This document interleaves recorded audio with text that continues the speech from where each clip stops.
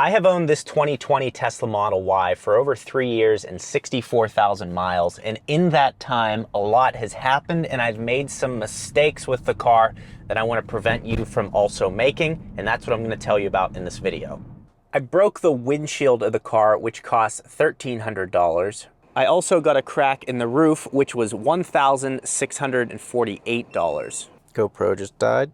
Now, I didn't have to come out of pocket for either of those because I have zero deductible glass coverage through State Farm. My insurance cost me $140 a month for full coverage, so both of those cost me $0. Another thing that I constantly get asked about is this roof shade. This is from Vion. It's only $59, plus I have a code that saves you 10% off, plus free shipping. The deals just keep getting better. And also, they just came out with this brand new charging cable. You can see here's the old one, here's the new and improved one. USB-C, so if you have the new iPhone coming out, you're gonna need this, or if you have an Android phone, you need this.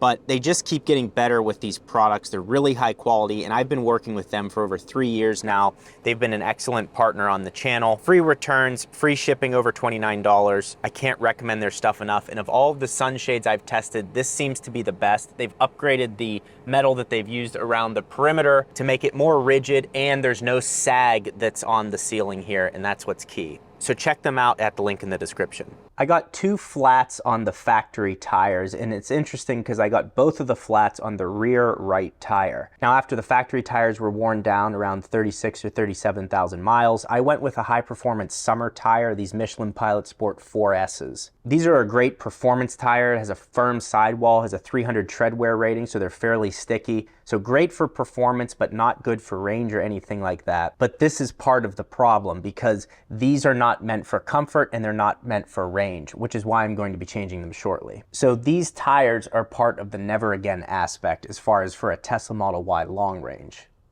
Now, they're great for performance, excellent grip, but for an SUV like this, I think I would just rather have an all-season tire that's a little more efficient and comfortable. I'm in the process of creating a video comparing all EV tires, so make sure you're subscribed so you don't miss that video. It's going to be very helpful.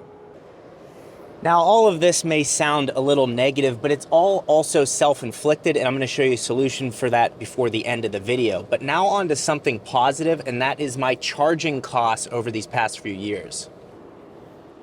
In the past 3 years since I started owning the Model Y, I've gone to 300 different superchargers. In 2021, the average cost per kilowatt hour was 31 cents. In 2022, it was 40 cents. And now in 2023 so far, it's been 38 cents. So for 2023 costs, you would be looking at approximately $23 to fill this up totally with about a 75 kilowatt hour battery.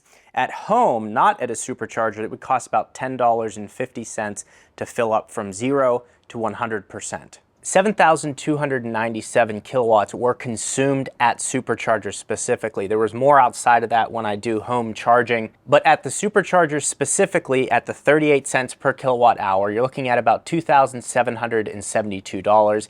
Gas would cost about double that. So the way I look at it, the money I've saved on charging is the equivalent of getting a new set of tires for free. All I recently had to do was get this 12-volt changed, and that cost me $116, and Tesla was able to do it the next day in 45 minutes. It was an awesome experience. Now, I didn't pay for any of that supercharging because of all the referrals I have from Tesla, so I have my referral link in the description. You should use it because you get $500 off, plus 3 months of full self-driving in your car. I get nothing from it at this point because I'm maxed out, but you save $500 and get 3 months of full self-driving. So all you have to do is click that link and place your deposit through it and you'll get your discount. It should show you right away. Now, the thumbnail in this video says never again. And so some of you are thinking, would I never own a Tesla again? No, I still like the Tesla. It's the suspension. You see, I got the luxury coilover suspension from Unplugged Performance, and the reason I got it was to soften up the ride.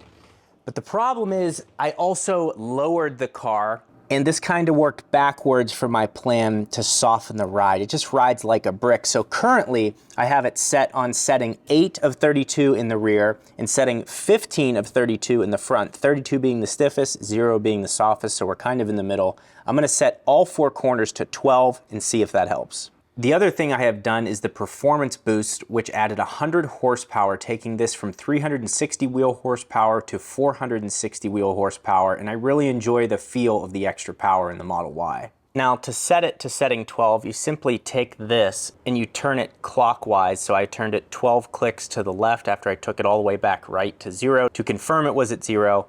And I did 12 clicks clockwise and took it to setting 12. Making these adjustments on the front end of the car are much easier. You can see we have this knob right here that actually has an S and an H on it with an arrow meaning soft and hard. So adjusting it on the front is much easier in the Model Y. Also, for those of you who have purchased the unplugged luxury suspension, what are your thoughts on it? Do you like it? Has it been an improvement to you?